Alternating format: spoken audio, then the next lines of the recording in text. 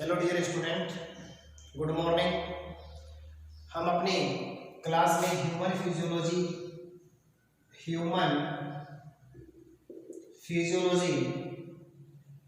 Part first का अध्ययन कर रहे हैं, जिसमें हमारा टॉपिक था डाइजेस्टिव सिस्टम ऑफ ह्यूमन, मानव का पाचन तंत्र।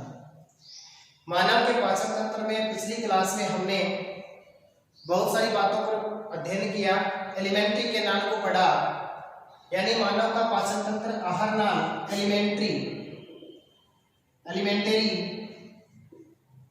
केनाल प्लस डाइजेस्टिव ग्लैंड से बना होता है।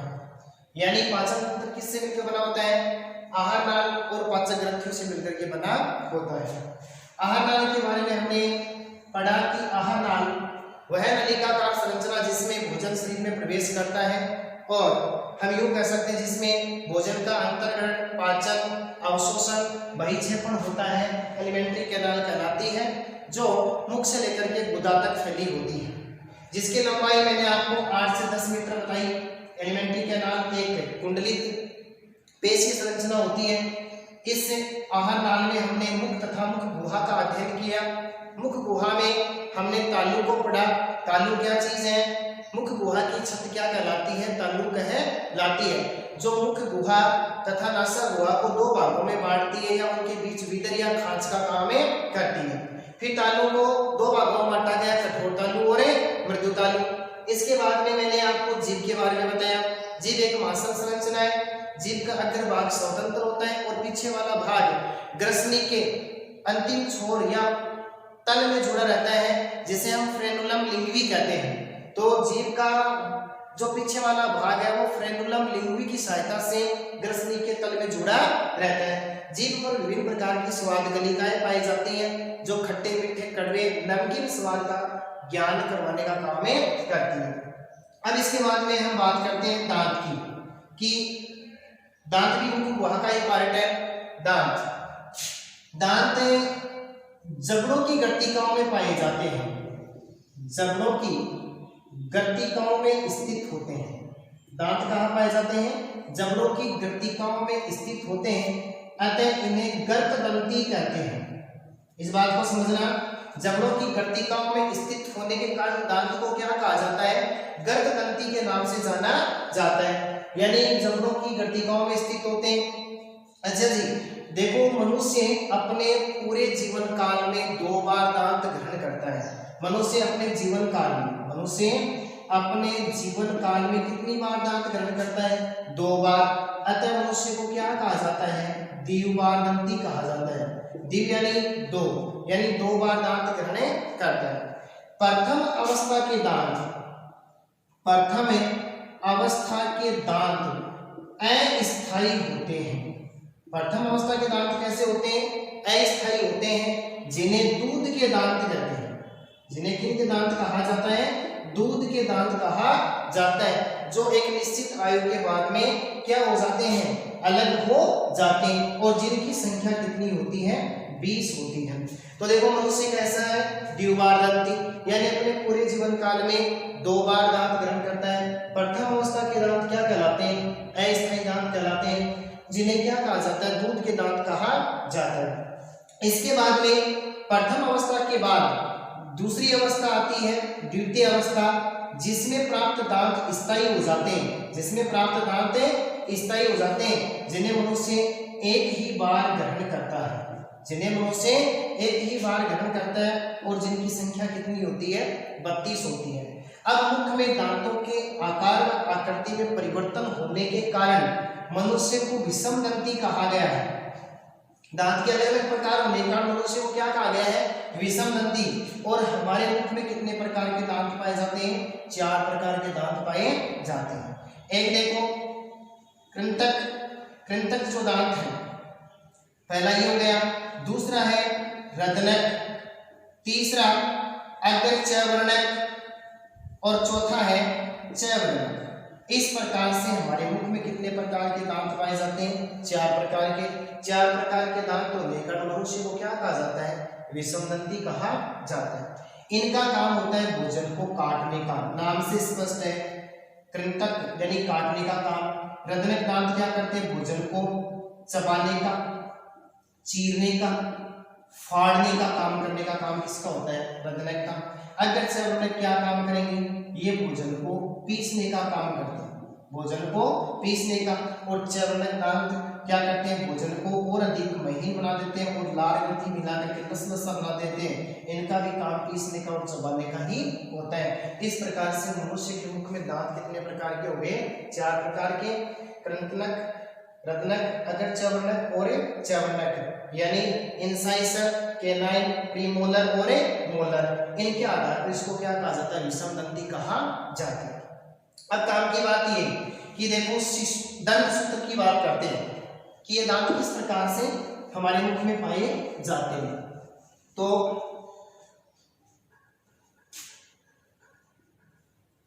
मसूड़ों में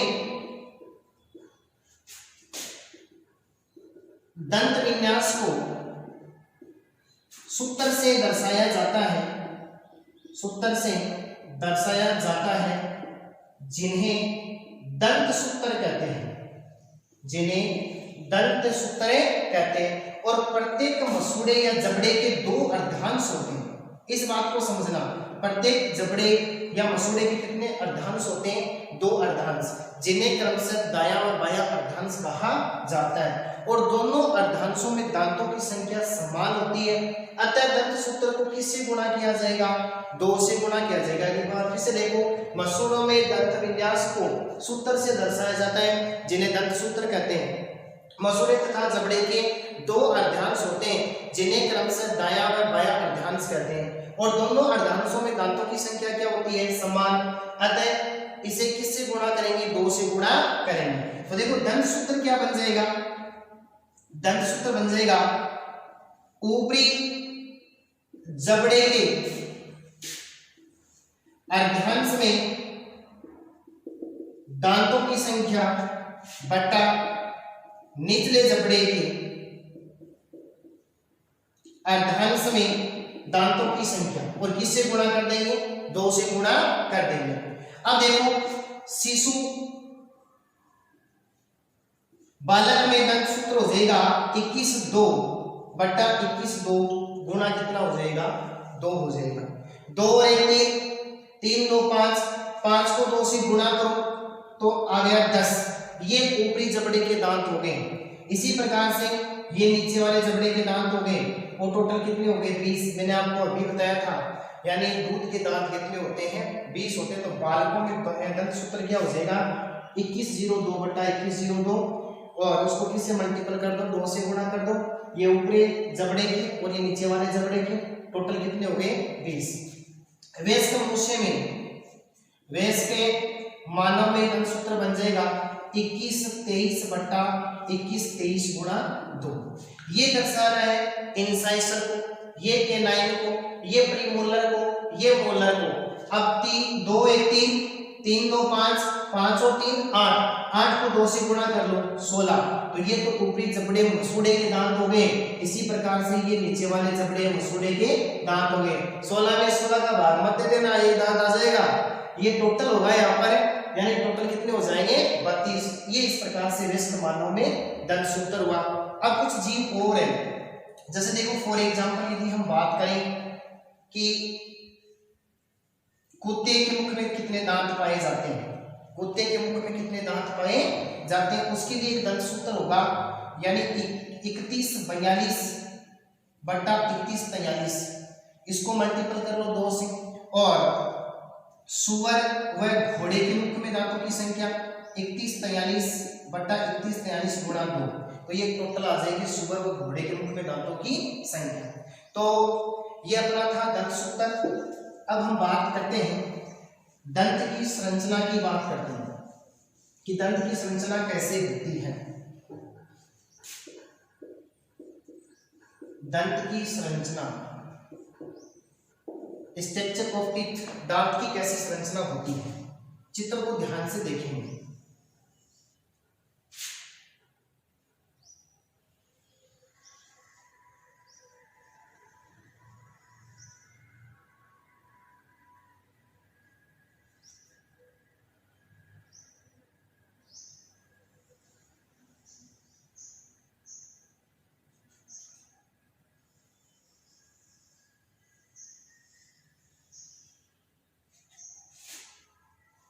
डायग्राम से समझना दंत सूत्र क्या चीज है।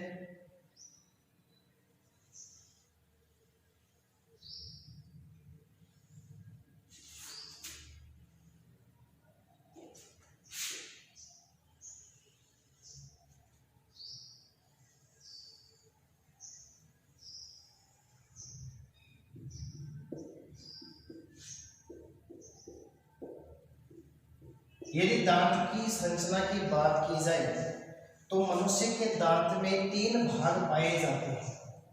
ये शिखर वाला भाग है जिसे क्राउन कहते हैं। ये कौन सा भाग हो गया? शिखर वाला भाग। ये ग्रीवा वाला भाग हो गया, गर्दन वाला भाग जिसे नेक कहते हैं। और ये रूट वाला भाग हो गया यानी जड़ वाला भाग हो गया। तो दांत की संरचना की यदि बात की जाए तो मनुष्य के दांत में 3 भाग होते हैं। जो मसूड़े से बाहर दिखाई देता है उसे शिखर, चोटी, क्राउन कहा जाता है, जो एक चमकीली सफेद संरचना से घिरा रहता है। सभी बच्चे इस चित्र को ध्यान से देखेंगे। सफेद चमकीली संरचना से घिरा रहता है जिसे इनेमल कहते हैं। ध्यान से देखना, हम किसकी बात करें? दंतवलक की बात कर रहे हैं, दांतों की कवच की बात कर रहे हैं। हमारा दांत जो है वो कैल्शियम और फास्फोरस से मिलकर के बना होता है। दांत की संरचना में 3 भाग होते हैं। शिखर वाला भाग जो मसूड़े से बाहर दिखाई देता है, जो चमकीला सफेद रंग का होता है, और उसका कवच किसका बना होता है? इनेमल का बना होता है। फिर इसमें देखो क्या होता है, जो दांत का वह भाग है जो मसूड़े के भीतर पाया जाता है वो भाग क्या कहलाता है? उसका गर्दन वाला भाग कहलाता है, जो जिसके नीचे क्या पाया जाता है? यानी डेंटिन वाला भाग पाया जाता है। कौन सा भाग पाया जाता है? डेंटिन। यानी दांत जो है एक कठोर अस्थि यानी अस्थि के समान कठोर पदार्थ डेंटिन का बना होता है। और जो भाग मसूड़े की गर्तिका की अस्थि में धसा रहता है यानी अस्थि की गर्तिका में धसा रहता है वो इसका जड़ वाला भाग कहलाता है। इस प्रकार से दांत के कितने भाग होते हैं? 3। जो बाहर से दिखाई दे रहा है शिखर भाग, जो मसूड़े में स्थित है ग्रीवा वाला भाग, और जो क्या होगा यानी मसूड़े की गर्तिका में स्थित होता है वो क्या होता है? जड़ वाला भाग या रूट वाला भाग होता है। जो चमकीला भाग है वो इनेमल कहलाता है। और उसके नीचे डेंटिन कोशिकाएं पाई जाती हैं। देखो वो क्या होता है? डेंटिन का बना होता है। और डेंटिन के नीचे पल्प कैविटी पाई जाती है। क्या पाई जाती है? अस्थि मज्जा, पल्प कैविटी पाई जाती है, यानी अस्थि मज्जा पाई जाती है। दंत की अस्थि मज्जा पल्प कैविटी पाई जाती है। और दंत की ये जो पल्प कैविटी है ये जड़ वाले भाग में सीमेंट की सहायता से धंसी रहती है। किसकी सहायता से धंसी रहती है? सीमेंट की सहायता से धंसी रहती है। और पल्प कैविटी यानी जो गुहा है, इस गुहा के अंदर ध्यान से देखना, इस गुहा के अंदर क्या होता है? इस गुहा के अंदर तंत्रिका कोशिका, इस गुहा के अंदर तंत्रिका कोशिका, रक्त कोशिका का जाल पाया जाता है, जो क्या काम करती है? इसको लगातार पोषक ऑक्सीजन गैस देने का काम करती है, जिससे दांत का क्या होता है? विकास होता जाता है। लेकिन एक निश्चित आयु के बाद में ये पल्प कैविटी की जो गुहा है इसके अंदर का जो तरल है जिसे हम पल्प कहते हैं वो क्या होता है? धीरे धीरे क्या हो जाता है? इनएक्टिव हो जाता है और दांत का विकास क्या हो जाता है? रुक जाता है। तो मुख्य गुहा में तीसरा पॉइंट अपना क्या था? दांत के बारे में हमने अध्ययन प्राप्त किया। अब सबसे महत्वपूर्ण बात देखो जो दांत के बारे में मोस्ट मानी जाती है, नोट लगा करके आप इसको लिख लेना कि जो तीसरा मोलर है, तीसरा मोलर जो दांत है वो मनुष्य में सबसे अंत में आता है। यानी तीसरा मोलर अंतिम समय में आता है जिसे हम अक्कल दाढ़ कहते हैं। देखो अक्कल दाढ़ कहते हैं और अपनी भाषा में जाड़ जिसको बोला जाता है, यानी अक्कल दाढ़ को तीसरा मोलर कहते हैं। और इसको क्या माना जाता है? अवशेषी अंग माना जाता है, क्योंकि इसका कोई महत्व नहीं है हमारे मुख में।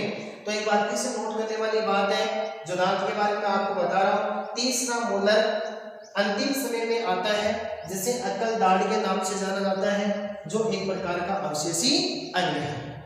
अब हम बात करते हैं कि मुख गुहा आगे जाकर के, देखो मैंने आपको बताया था बक्कल कैविटी आगे जाकर के किस में खुल जाती है? फेरिंग्स में खुल जाती है। किस में खुल जाती है?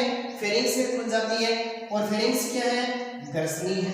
तो देखो ग्रसनी की अब परिभाषा, हम ग्रसनी को पढ़ रहे हैं। ग्रसनी क्या चीज है कि बक्कल कैविटी मुख गुहा जिस कीपनुमा संरचना में खुलती है, जिस कीपनुमा नलिका या संरचना में खुलती है उसे क्या कहा जाता है, फेरिंक्स या ग्रसनी कहा जाता है। ध्यान देंगे सभी बच्चे कि बक्कल कैविटी मुख गुहा जिस कीपनुमा नलिका या संरचना में खुलती है उसे क्या कहा जाता है, ग्रसनी कहा जाता है। इसके अलावा इसकी दूसरी परिभाषा देखो, मुख गुहा तथा ग्रसिका को जोड़ने वाली यूनिट, ग्रसिका को जोड़ने वाली इकाई, जोड़ने वाली यूनिट इकाई भी क्या कहलाती है, ग्रसनी कहलाती है। तो मुख गुहा किसमें खुल गई, एक कीपनुमा संरचना में खुल गई जिसे क्या कहा जाता है, ग्रसनी कहा जाता है।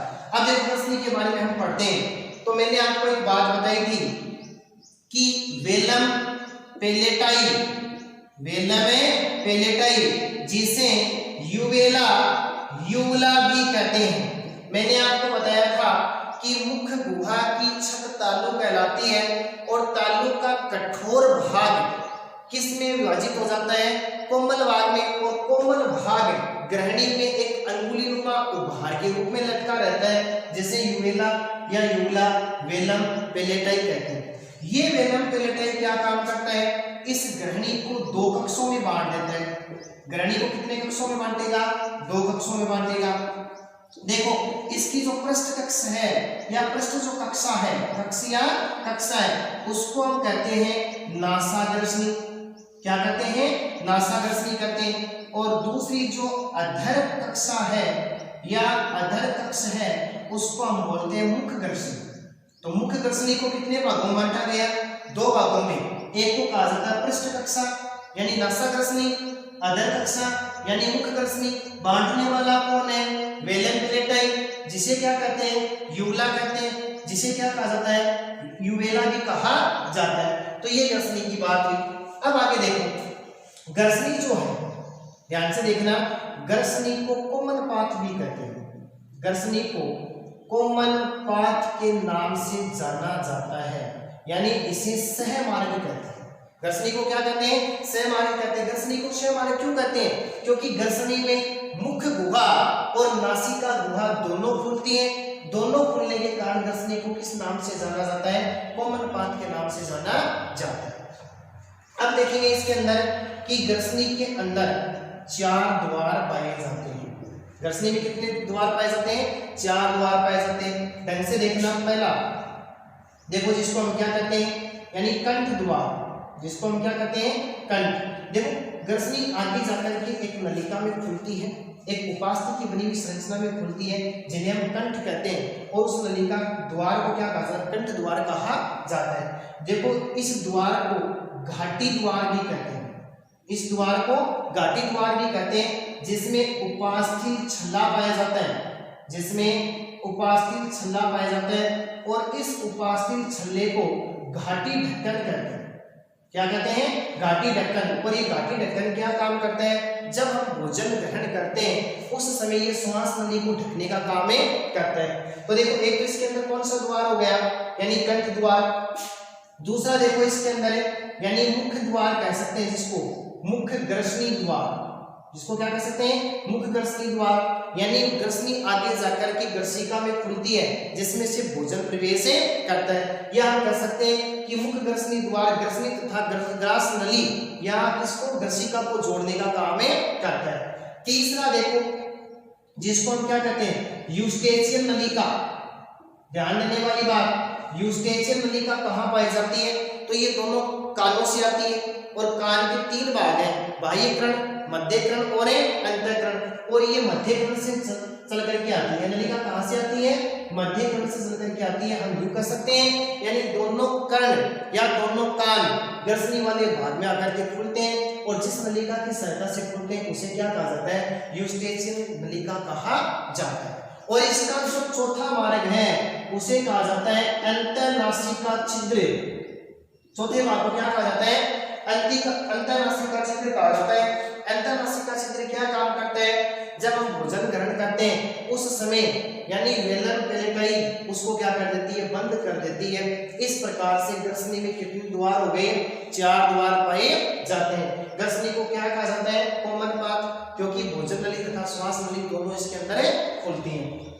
अब देखो ग्रसनी क्या काम करती है, आगे जाकर के ग्रास नलिका या ग्रसिका में खुलती है।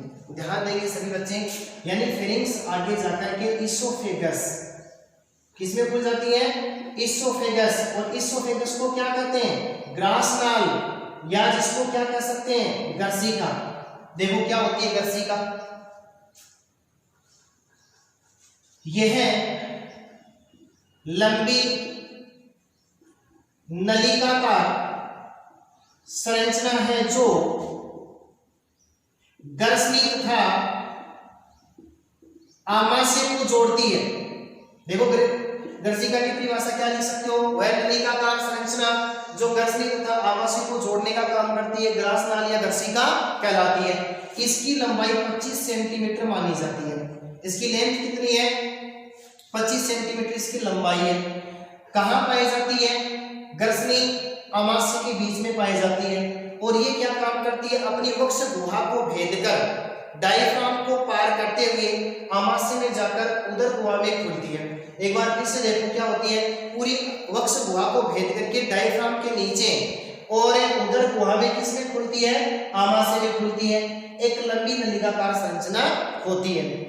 अब देखो यदि इस ग्रसिका की हम हिस्टोलॉजी की बात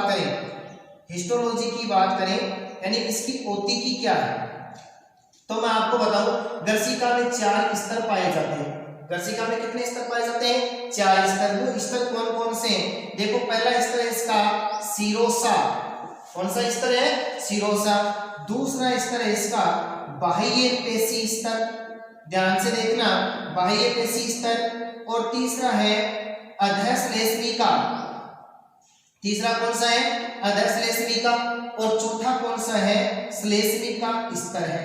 अब ध्यान से समझना इसकी हिस्टोलॉजी को। मैं क्या बता रहा हूं कि ग्रसिका या ग्रास नाल जो है उसकी जो दीवार है वो 4 परतों से मिलकर बनी होती है। कितनी परतों से मिलकर बनी होती है, 4 से। उसमें सबसे भारी परत भारी परत कौन सी है, सिरोसा। अब देखो सिरोसा क्या है, सिरोसा वास्तव में विसरल पेरिटोनियम है, विसरल पेरिटोनियम है, या जिसको हम क्या कर सकते हैं, आंतरांग पेरिटोनियम के नाम से जाना जाता है। यानी सिरोसा विसरल पेरिटोनियम आंतरांग पेरिटोनियम है, जो किसकी बनी होती है, प्रत्यास्थ संयोजी ऊतक की बनी होती है। किसकी बनी होती है, प्रत्यास्थ संयोजी ऊतक की बनी होती है। अब देखो बाह्य पेशी स्तर, तो सिरोसा के नीचे का स्तर बाह्य पेशी स्तर कहलाता है, जो किसका बना होता है, अनुदैर्ध्य व वर्तुल पेशी का बना होता है। किसका बना होता है, अनुदैर्ध्य व वर्तुल पेशी का बना होता है। अब बाह्य पेशी स्तर के नीचे क्या पाई जाती है, अधश्लेष्मिका पाई जाती है। और अधश्लेष्मिका में रेखित व अरेखित पेशियां पाई जाती हैं, जिसके अंदर रुधिर वाहिनी, लसिका वाहिनी, तंत्रिका कोशिकाएं, कोलेजन तंतु पाए जाते हैं। और अधश्लेष्मिका के नीचे कौन सा पाया जाता है, श्लेष्मिका वाला भाग पाया जाता है। श्लेष्मिका वाला भाग श्लेष्मा का स्तर होता है। किसका स्तर होता है, श्लेष्मा का स्तर होता है। अब ध्यान से देखना, ग्रसिका का प्रथम स्तर रेखित पेशी का बना होता है, मध्य स्तर रेखित व अरेखित पेशी का बना होता है। सबसे मोस्ट बात है ग्रसिका की कि ग्रसिका में भोजन का पाचन नहीं होता है। ध्यान से देखने वाली बात, ग्रसिका में क्या नहीं होता है, भोजन का पाचन नहीं होता। ग्रसिका में भोजन का पाचन क्यों नहीं होता है, क्योंकि इसमें पाचक ग्रंथियों का अभाव होता है। इसमें सिर्फ और सिर्फ श्लेष्मा ग्रंथियां पाई जाती हैं, और वो श्लेष्मा ग्रंथियां एक चिपचिपे स्राव को स्रावित करती हैं। और वो चिपचिपा स्राव जब ग्रसनी से भोजन आता है उसे चिकना व मुलायम बनाकर आसानी से किसमें भेजने का काम करता है, आमाशय में भेजने का काम करता है। तो ये ग्रास नाल हुई। एक बार फिर से देखो, ग्रसनी तथा आमाशय को जोड़ने वाली लंबी नलिकाकार संरचना ग्रास नाल इसोफेगस ग्रसिका कहलाती है। या आप कह सकते हैं ग्रसनी तथा आमाशय को जोड़ने वाली इकाई क्या कहलाती है, ग्रासनाल कहलाती है। यदि इसकी हिस्टोलॉजी की बात करें, ये कहाँ तक फैली रहती है, तो देखो वक्ष गुहा को भेद करके उदर गुहा में प्रवेश करती है और जाकर के आमाशय में खुल जाती है। हिस्टोलॉजी की बात करें तो इसकी ओतिकी यानी ग्रास नलिका 4 स्तरों की बनी होती है। सबसे पहला स्तर शिरोसा है। शिरोसा वास्तव में विसरण पेरिटोनियम है, जिसे आंतरिक पेरिटोनियम कहते हैं। यह प्रत्यास्थ संयोजी ऊतक का बना होता है और शिरोसा के नीचे बाह्य पेशी स्तर पाया जाता है जो अनुदैर्ध्य व वर्तुल पेशी का बना होता है, और इसके नीचे अधश्लेष्मिका पाई जाती है जिसमें रक्त कोशिकाएं, रक्त वाहिनी कह सकते हैं, लसिका वाहिनी, तंत्रिका कोशिकाएं, कोलेजन तंतु का जाल पाया जाता है, और अधश्लेष्मिका के नीचे श्लेष्मिका पाई जाती है और इस श्लेष्मिका में बेलनाकार पेशियां पाई जाती है और इस श्लेष्मिका क्या करती है, श्लेष्मा का स्राव करती है। तो इसका जो प्रथम भाग है वो तो किसका बना होता है, रेखित पेशी का, और मध्यम भाग रेखित व अरेखित पेशी का बना होता है। ध्यान देने योग्य बात यह है कि ग्रसिका में भोजन का पाचन नहीं होता क्योंकि इसमें पाचक ग्रंथियों का अभाव पाया जाता है। इसमें श्लेष्मा का स्राव किया जाता है जो क्या काम करता है, भोजन को चिकना व नम बनाए रखने का काम करता है। अब इसके बाद में देखो ग्रसिका आगे जाकर के स्टोमच में खुलती है। ध्यान से देखना इस चीज को, यानी इसोफेगस, स्टोमच यानी किसमें खुल जाती है, आमाशय में खुल जाती है। आमाशय क्या है, यह आहार नाल का सबसे चौड़ा भाग है। यह आहार नाल का सबसे चौड़ा भाग है जो थैलीनुमा होता है। यानी आमाशय क्या चीज है, ग्रसिका जिस चौड़े थैले में खुलती है उसे आमाशय कहा जाता है और ये आहार नाल का सबसे चौड़ा भाग माना जाता है, जिसकी आकृति अंग्रेजी वर्णमाला की जे अक्षर के समान होती है। जिसकी आकृति कैसी होती है, अंग्रेजी वर्णमाला के जे अक्षर के समान होती है। आमाशय में मुख्यतः 3 भाग पाए जाते हैं। देखो पहला भाग है कार्डियक भाग। पहला भाग क्या है, कार्डियक भाग। मैंने आपको बताया था पहले, इसको जठरागम भाग भी कहते हैं। जठरागम, जठर प्लस आगम। जठर का मतलब भोजन है, आगम का मतलब है अनुमति, यानी आमाशय के जिस भाग में भोजन प्रवेश करता है उस भाग को जठरागम भाग कहा जाता है, जिसे कार्डियक भाग भी कहते हैं। और इसका बीच का जो भाग है वो फंडस भाग कहलाता है। क्या कहलाता है, फंडस भाग। और तीसरा जो भाग है वो पाइलोरिक भाग कहलाता है। आमाशय की स्ट्रक्चर को ढंग से देखना, समझ में आएगा। पाइलोरिक भाग जिसको हम जठरा निर्गम भी कह सकते हैं। निर्गम का मतलब निकलना होता है, जठरा निर्गम की बात कर रहा है। जठरा का मतलब है भोजन का निकलना, तो जठरा निर्गम भाग कहा जाता है। अब ध्यान से देखो कि जहां कार्डियक भाग है वहां एक अवरोधनी पाई जाती है। अवरोधनी पाई जाती है जिसे जठरागम अवरोधनी कहते हैं। इसी के नाम से बना ये, यानी जठरागम अवरोधनी कहते हैं। इसका क्या इंपॉर्टेंस है, यहाँ पर देखो जहां कार्डियक भाग है वहां पर एक अवरोधनी पाई जाती है जिसे जठरागम अवरोधनी के नाम से जाना जाता है। जब भोजन ग्रसिका से आमाशय में पहुंचता है तो उस भोजन को आमाशय से पुनः ग्रसिका में जाने से रोकने का काम किसको सौंपा गया है, जठरागम अवरोधनी को सौंपा गया है। तो जठरागम अवरोधनी का काम क्या हुआ कि आमाशय में भोजन पहुंचने के बाद पुनः किसमें नहीं पहुंच सकता, ग्रसिका में नहीं पहुंच सकता। तो देखो ये जठरागम अवरोधनी होगी। अब ये इसका फंडस वाला भाग है, ध्यान से देखेंगे। फंडस वाला भाग मुख्यतः हम ये माने कि भोजन का पाचन फंडस भाग में ही होता है। भोजन का पाचन किसमें होता है, फंडस भाग में होता है, क्योंकि इसमें जठरागम ग्रंथियां पाई जाती हैं। इसमें कई प्रकार की कोशिकाएं पाई जाती हैं, जैसे ऑक्जेंटिक कोशिका एचसीएल का स्राव करेगी। ऑक्जेंटिक कोशिका किसका स्राव करेगी, एचसीएल का स्राव करेगी। जठर ग्रंथि जठरस का स्राव करेगी। यानी भोजन के पाचन के लिए जो पाचक एंजाइम या आवश्यक तरल है वो फंडस भाग के द्वारा स्रावित किए जाते हैं। अब मैं तीसरे भाग की बात करूं तो तीसरे भाग को पाइलोरिक भाग या अमाशय का अंतिम भाग कहते हैं, जो किससे जुड़ा रहता है, छोटी आंतर के ग्रहणी भाग से जुड़ा रहता है। तो ध्यान देने योग्य बातें हैं कि इस तीसरे भाग को पाइलोरिक भाग कहते हैं, जिसे जठरा निर्गम भाग भी कहते हैं। जिस प्रकार से कार्डिक भाग में जठरागम अवरोधनी है, ठीक उसी प्रकार से पाइलोरिक या जठरा निर्गम भाग में स्थित अवरोधनी को जठरा निर्गम अवरोधनी कहते हैं। क्या कहते हैं, जठरा निर्गम अवरोधनी कहा जाता है। इसका काम क्या है, जो भोजन किसमें आ गया, छोटी आंतर के, ध्यान से देखना, जो भोजन छोटी आंतर के ग्रहणी भाग में प्रवेश कर जाता है वह पुनः किसमें न जा सके, आमाशय में नहीं जा सके, उसको रोकने का काम किसको सौंपा गया है, जठरा निर्गम अवरोधनी को सौंपा गया है। तो आज की इस वीडियो में हमने किसकी बात की, दंत सूत्र, दांत की संरचना की बात की, उसके बाद में हमने ग्रसनी की बात की, ग्रसनी के बाद में ग्रसिका को पढ़ा, ग्रसिका की हिस्टोलॉजी पढ़ी, और ग्रसिका किसमें खुल गई, एक चौड़े थैले में खुल गई, और उस चौड़े थैले को मैंने क्या कहा, आमाशय कहा, जो एलिमेंट्री कैनाल का सबसे चौड़ा भाग होता है, जिसकी आकृति अंग्रेजी वर्णमाला के जे अक्षर के समान होती है। और इस आमाशय के कितने भाग बताएं, 3 भाग। प्रथम भाग को कार्डियक जठरागम भाग कहते हैं, जिस पर एक अवरोधनी स्थित होती है, जिसे जठरागम अवरोधनी कहते हैं। जो भोजन आमाशय में पहुंचता है उसे पुनः ग्रसिका में जाने से रोकने का काम करती है। मध्य भाग को फंडस कहते हैं, जिसमें भोजन का पाचन होता है। और आमाशय का तीसरा भाग पाइलोरिक जठरा निर्गम भाग कहलाता है, जो छोटी आंतर के किससे जुड़ा रहता है, ग्रहणी भाग से जुड़ा रहता है। और इस भाग में स्थित अवरोधनी को जठरा निर्गम अवरोधनी कहते हैं, जो भोजन को पुनः आमाशय में आने से रोकने का काम करती है। बाकी हम कल देखेंगे और इसको आप अच्छे से रिवाइज करेंगे। और ये जो वीडियो आपको अपलोड किए जा रहे हैं उनमें आप अच्छे से अध्ययन करो, इसको इजी वे में लेकर के देखो, आसानी से इसमें आपको वेरीफाई किया गया, समझाया गया है, तो आप इसे अच्छे से समझो।